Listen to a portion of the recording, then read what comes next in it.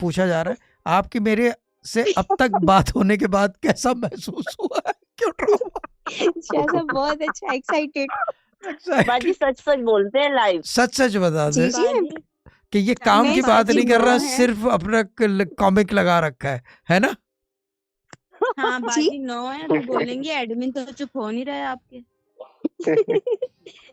जहाँ नहीं वाली नहीं बाजी ऐसी भी कोई आ बात गई है नहीं। चैट में, कह रही है कि मैं तो अब यहाँ परमानेंट मौजूद हूँ, कुछ भी कर लो। मैं समझी चला। क्या?